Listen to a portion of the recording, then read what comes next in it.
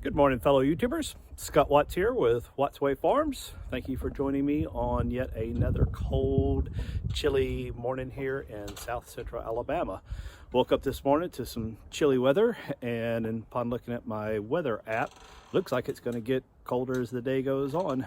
Yesterday was a rainy day, and behind that rain was a cold front, as is typical for this part of the country this time of the year, and it's going to get cold. It was around 38 degrees, I think, right now, so not terrible, but the temperature is going to go down all day long. It's going to get colder as the day progresses, and this time tomorrow morning it's supposed to be around 25 degrees, so quite cold. So the cows have already been moved, the main herd, into a new paddock and actually a new section of pasture, so they're happy. Actually unrolled a half a bale of hay and with my DIY bell unroller. If you haven't seen that, check it out. I have another video I did a couple days ago on making that. You can have a bell unroller for less than 50 bucks, and it actually works pretty good. They didn't seem too interested in it. There was a lot of green, I guess, rye type grass that sprouted up in that pasture, so they're not super interested in it, but it's there if they need it. So today I want to introduce y'all to my pigs. We've had the pigs here on the farm now for 11 days, so not very long, and in that 11 days I've been quite impressed with the amount of foraging and, I guess, routine and turning up the underbrush that they've been able to do in their paddock. They're in a paddock that's right at 3/4 of an acre in size, and I actually thought it was going to last them probably longer than it's going to. Like I said, they've only been in there 11 days, and it's they've made a good mess of things, let's say. So this morning, I've got to get some food out for them. I got 2 DIY feeders that I made and that are working quite well. And I'll probably in another video kind of take you through a tour on the construction of those. Again, that was probably a $50, $60 expenditure for each one, and much cheaper than the close to $2,000 bulk feeders that you see out for outdoor use that you can see online. Also with the water, same thing. I actually stumbled across a way to probably make these easier than just about any YouTube video that I've seen. I've actually got another one of those to make, so stay tuned. In a couple days I'll do a video on that. But first we got to get some more feed out for these pigs. So when I bought these pigs, or when I first got these pigs Monday a week ago, it was really a day or two sooner than I thought I was going to get them, so I wasn't completely prepared with regards to food. So I ran to the local farm supply store, got 200 pounds of feed, and put that out there for them just to get them through the day. And then the next day I made a drive into the actual feed mill and picked up a ton of feed and put 800 pounds. So they've had about 1,000 pounds of food put out for them in the last 11 days, and both their feed containers are pretty much empty. So that's a considerable amount of food for these 20 pigs. Now these 20 pigs that I have, they represent 3 different litters. So there's 2 litters that were born August 17th through the 20th.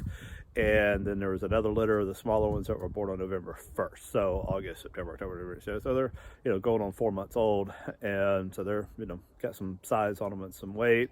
At first I thought they were eating a whole lot of food. And I was like, wow, how can they go through 1,000 pounds of food in 11 days? But I did the math, and it works out to be about 4.5 pounds per pig per day, which from everything I've learned is about right. They're supposed to eat at this size between 3 and 5 pounds a day, and they're right at it. So first we got to get some feed loaded up and get it out there, and then I'll show you the pigs. So let's get to work.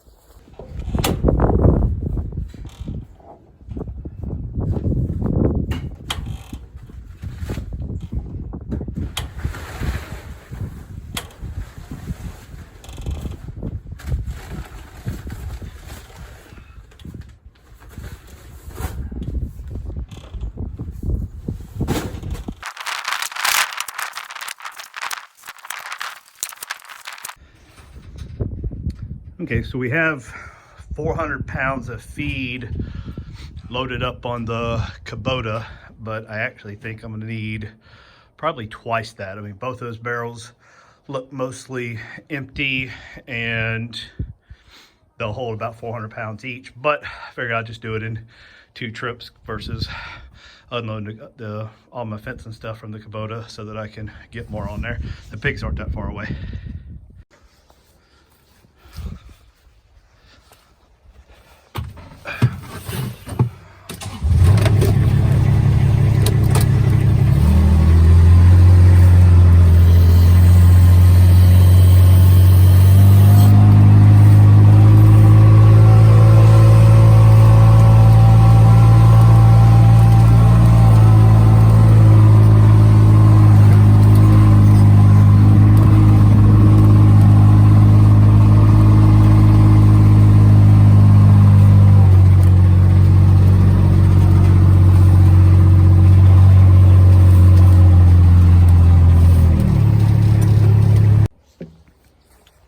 Okay, so here are a few of the pigs taking the last remnants of what's left in those barrels. So those barrels are pretty much empty. As you can see, this area here is pretty well beaten up. I mean, it's still got some pretty thick woods and to go through, and this was all pretty thick woods run a week ago. Now, I did take the chainsaw and cut a few of the smaller trees out of this little corner right here, and then took the brush hog on my tractor and knocked it off just to have a place to kind of start with. I guess we've got I think it's about a 14-foot spring gate here, and for when it comes time to load them and unload them, I'm going to use the back the trailer up here and move their food into the trailer for a week loading method that I saw on YouTube that seems to work pretty successfully. And I may come out from these 2 little posts here and here with some panels and maybe make a little bit of a catch bin if necessary. Here's my DIY water that I'll show y'all a bit more about in another later video. Again, the easiest construction or build project that I've done. It literally takes 10-15 minutes. You don't have to cut a hole in the top of your barrel to get at it. I left my coffee cup here. I was out here watering them already this morning, so I like that. There's no holes cut in it, and it works. We'll do a quick walk around just to kind of show you the entire paddock. Now, I used 3-strand high tensile when I built this. And I see a lot of people online and watched a lot of videos where they did it with 1 wire and 2 wire. And I'll probably eventually go to that, but honestly, to begin with and being new, I just didn't want to not have enough fence and worry about them getting out. Now, the guy that I purchased these from had them in hot wire, so they were hot wire trained, so I didn't have to train them to hot wire like I did my cattle when I first got them. And so they were already done. Now, here's the 2 you see by their yellow tags. These are my purebred Mulefoots. These 2 females, if they, again, like I mentioned in my intro video, that if I like this breed and enjoy having pigs and, all of the stories you heard about how nasty they are and they stink and how destructive they are, if that turns out not to be true, and I don't think that it is true, I think I'm going to enjoy this very much. Those 2 will become my breeding stock. So again, so same thing. So right before we ran this fence, this was all, I guess, briars and, just small bushes and whatnot. I did, again, also take my brush hog and just kind of come down this edge with it to kind of cut. And you can see the pigs they have just really done a number on all this. Now, as far as fence spacing, I did, again, it's 3 strands. The bottom one is at 6 inches. The middle one is at 14, and the top one's at 24. So that gives me a 6-inch gap from the bottom, an 8-inch gap between the first and the second, and then a 10-inch gap between there and the top. And then back here, I built a wooden gate, and the thought being is that, and I've got to probably have to get this done sooner than I originally thought, but their next paddock is going to be in here. So my thought is, and you can't see, but I've got probably 150, 200 yards before my property line on this side, and I very much would like to eventually turn all this into pasture so that I can have some more cows. So my thought is I'm going to build another paddock from here pretty much back to the fence line, and then just kind of work my way this way, moving the pigs however often is needed, so that they can, always get new space. So my hope is that before this group is ready for the processor, that this area will settle enough, I'll come back in with the clippers and the brush hog and a chainsaw and cut a lot of this out once they've had a chance to clear it all. And then I'm going to put them in here again for a few weeks or however long to get them to turn it up again. But then the thought is, before I move them the second time, about 3 or 4 days before the move, I will throw some seed out and then let them kind of turn it over for the next 3 days. So hopefully, and then after that, maybe it might not be completely ready for cattle, but I'm hoping that it's pretty close. You can tell the pigs very quickly learn where that hot wire is. I mean, their routine activities go all the way up to the fence line and stop. So they've got, as I kind of expected, I guess this is the easy part, so they hit it first, but there's, like I said, there's still some pretty thick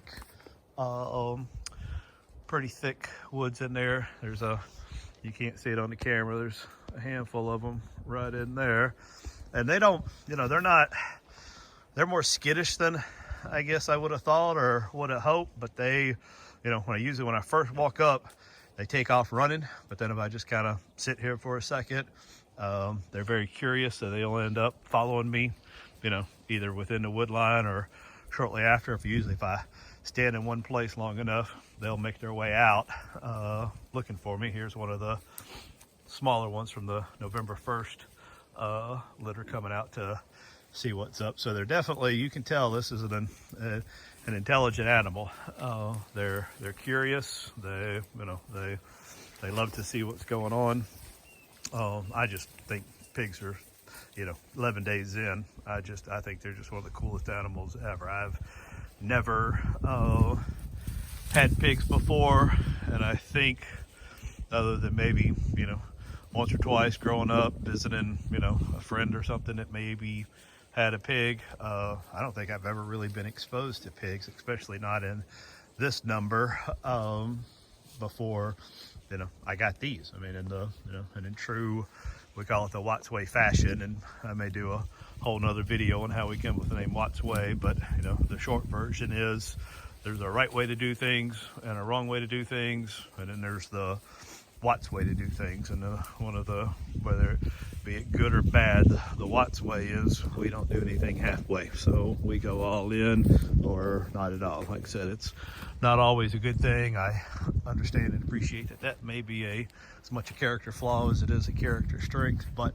it is what it is. So we didn't start with 1 or 2 pigs or a piglet or anything like that. We went all in, like I said, with 20 and full on. So like I said, you can see they've been pretty destructive through here, which is again what I was hoping for. And then we did find, and I didn't even realize it, I'll show it to you on the other side, when we were getting ready for this, we found an old wellhead in here, and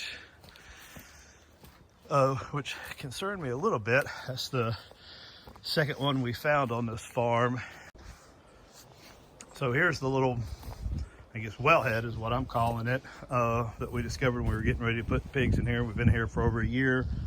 Walked in here a few times, but never noticed it. I took a stick that was probably 10-15 feet long and pushed it in there and did not hit bottom. So I don't know how deep that is, or if there's any use or value to it. If you know, I don't have any way to pump water out of it if I wanted to use it for watering the pigs or whatnot. And the neighbor, whose family had been here for a while, who's a little bit older gentleman, said that there was a well, but he had actually mentioned another spot on my property, and I think maybe he meant here, that was spring fed. And because I've also got this bit of standing water here that was actually, when we first moved the pigs in here, this was actually very small and not this deep or muddy, but the pigs have, you know, being pigs, they've grown to like this little spot here. I bet if it was in the summer, it would probably be used a lot more than it is right now. But again, I think this is part of the spring that well's coming off of, that my neighbor mentioned to me. So good to know. You can just go let the pigs be the pigs. I mean, they've got a lot of, as you can see, a lot of rooting left to do, and before they're done with this area. Now I am going to move these feeders. I put them on skids. I took a 4x4 and cut an angle, then put 2 eye bolts on it. You'll see in a minute how I move it. And I am going to move this so that they, you know, maybe don't spend quite as much time in this area beating this up, and move on to another spot. I'm probably just going to move it down that hill just a little bit. We'll see.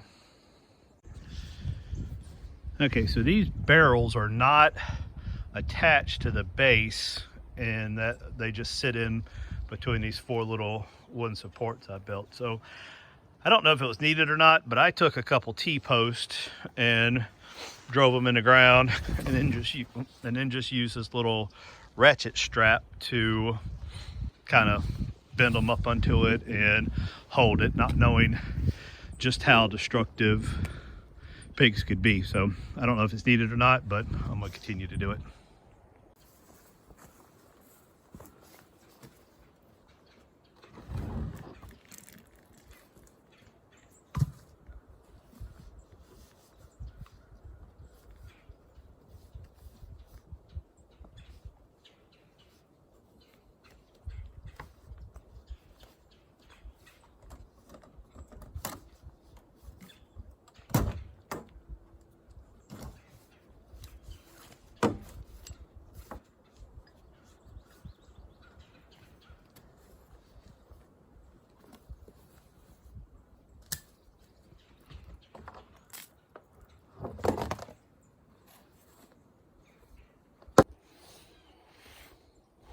Yeah, so as you can see, this thing's basically empty. I put 400 pounds of feed on this, on December the 28th or the 29th, the day after we got the pigs, and then that much, and actually a little bit more in that one, and they're both basically empty. So these pigs are definitely eating good.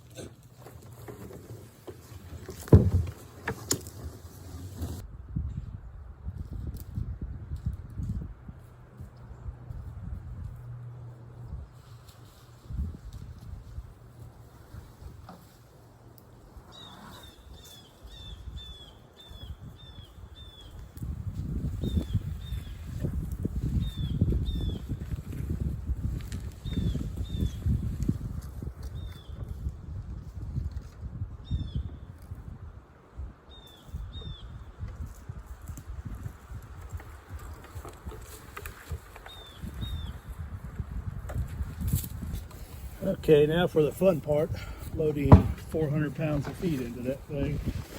See, the pigs are already quite anxious to get it filled up and going.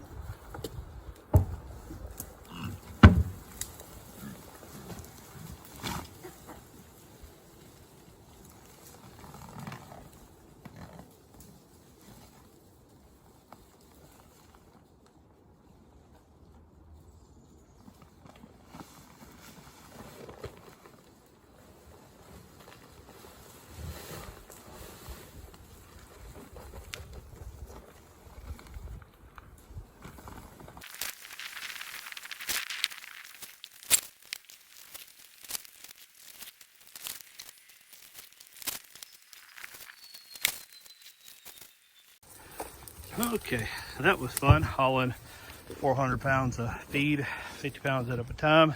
So as you can see, 400 pounds tops it off. So we'll put the cover back on, and really all this is just a what is this, a 24-inch hot water heater drain pan. Put upside down, and then one, and so it's about 12 by 16 cinder block. And I'll come back, I'll put the two T-posts in and my ratchet strap to hold it, and this one will be done.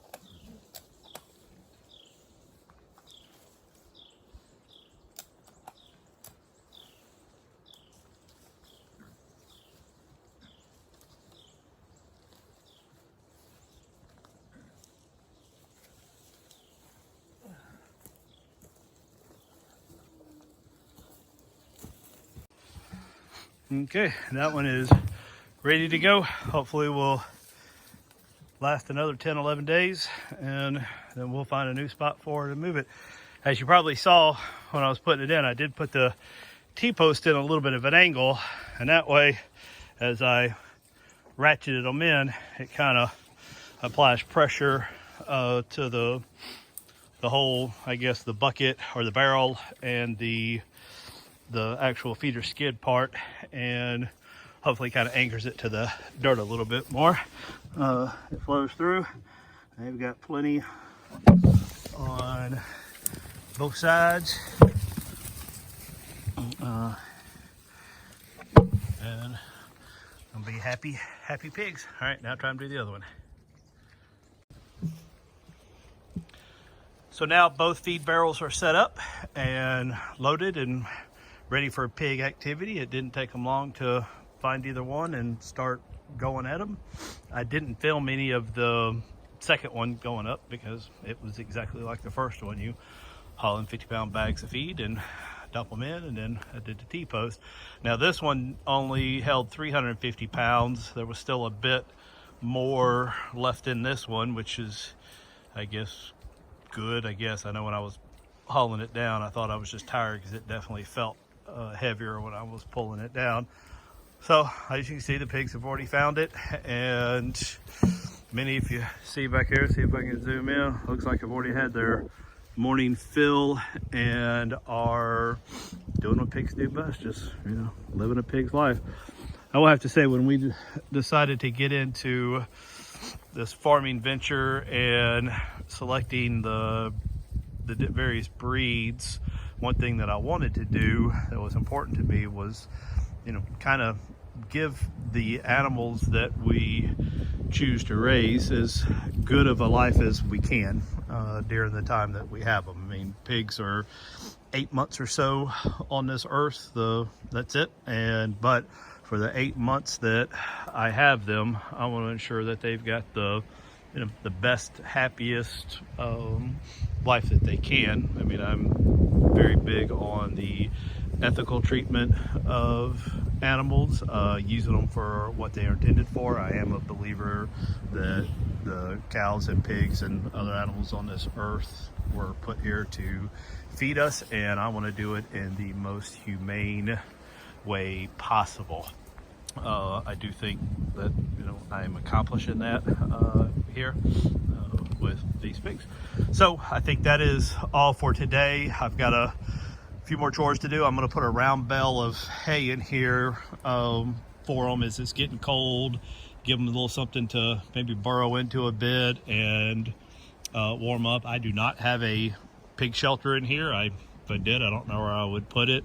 Like I said, it is going to get down into the 20s at night for a day or two, but there is, you know, plenty of, I think, natural shelter in here for the pigs. You know, there's some pretty thick woods they're going to be living in over there. And I believe they'll, you know, can get out of the wind, get out of the elements, and, you know, I believe they're going to be just fine. Like I said, I am going to try to get a big round bale in here and get it as far up into the woods as I can, just to give them a little something extra and see how it goes. Now, this marks the Monday, Tuesday, it's about the 5th day since I started my YouTube channel. So to my 9 subscribers that I have, thanks mom, thanks brother, nephew, my other families and friends. That's for tuning in and subscribing to my channel. I appreciate it. I haven't done any sort of, you know, marketing or posting of awareness of this YouTube channel, and that was on purpose. I wanted to get a few videos uploaded so that once I did kind of announce to the world, hey, I've got a YouTube channel, please come check it out, that'd actually be more than just one video to look at. But since, you know, now that I've got 2 or 3 videos up, and as I'm sitting here thinking about these pigs, the August born bunch will be ready to market in April, May, depending on, they should, you know, if everything goes as planned, they'll be around 300 pounds by that date. And so I need to, I guess, start now in securing the orders for them. I think what I'm going to do is sell them basically by reservation, you know, take reservations for each one and collect maybe a small deposit, and then go from there. My plan is to sell them based on a price per pound as of a hanging weight. I'll deliver them to the processor, and once the processor, you know, kills them, hangs them, and, you know, skins them, guts them, then, you know, the hanging weight's what's left is what I'll be paid, and then the customer will work with the processor on the exact cuts and packaging from there. So I've got, out of this 20, the 12 that were born in August, 2 of those I plan on keeping, so that gives me 10 pigs to market, you know, to get sold between now and May when they go to the processor. So if you think you might be interested, reach out to me, send me a message on my Facebook page. I'm going to link my Facebook page in the description, so message me and we'll get one reserved for you. So again, thanks for taking the time to watch my video. Hope y'all have enjoyed it as much as I have. I just think pigs are maybe the coolest animal on the planet right now. I love watching them. If I didn't have so much other work to do today, I could sit here and watch them do this all day long. Anyway, have a good day. Hope to see you back here soon. If you got any questions or comments, feel free to leave them, and I'll do my best to respond to them just as quick as I can.